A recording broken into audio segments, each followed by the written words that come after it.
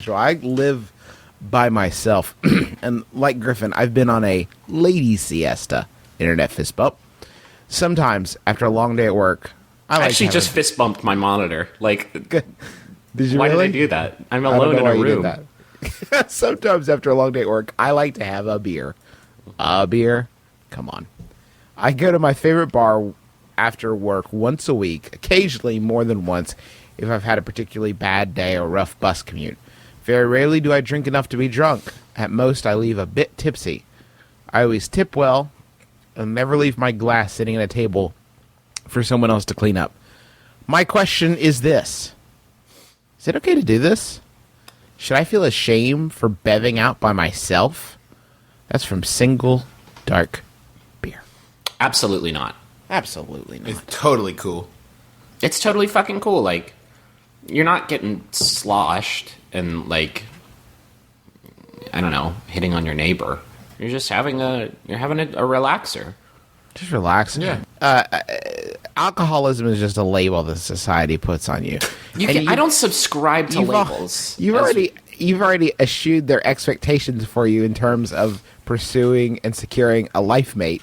Why not just shrug this one off too? You're living the life you want, like a herpes ad. Just do it. Drink it up. And you're not going to meet anybody nice in your house. I'm just saying. I mean, I know like you're taking a break right now, but That's why he goes out once a week. I do the same thing. It's like, maybe tonight.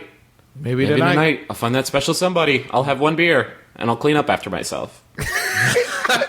He's hoping Ladies someone will will see notice that that. part. They will see that. Ladies They will do see that appreciate from across the bar, like, did he just buzz his own table? Get over here.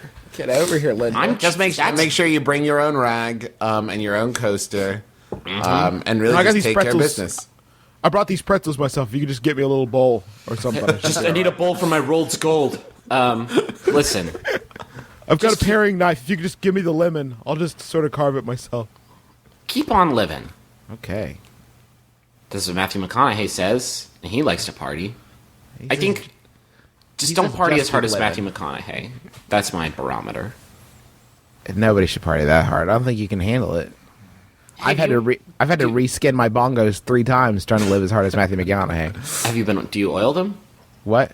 Yeah, I was oiling them. I was using that sandalwood oil for the longest time, and it did help. You were right. It helped with the tone. I'd say it brought it up a good half step. But the problem is afterwards, there was a lot of residue. Yeah, it's hard because once your hands get slippery, it's hard to break out a good paradiddle once your hands get that slippery. I would always get as far as I was getting does the goosh. Yeah. And when I would get to the goosh, my hand would stick for just that fraction of a second. I noticed in my earlier bongo years, I probably wouldn't have, but I need that responsiveness. I mean, what model are you working with now? Is it a Rickenbacker? Is it a No, it's a Bongotron 3000.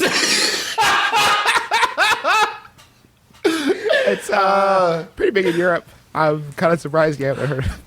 I think that was a game that you and I just played, and I think I lost. I think we just played bongo conversationalist chicken. We all lost, I think. Can you? In case anyone was redeem wondering, yourself? Bongotron was my favorite Transformer. He didn't do much, but when No. he did, it was Yeah. mellow. He transformed from a robot into bullshit.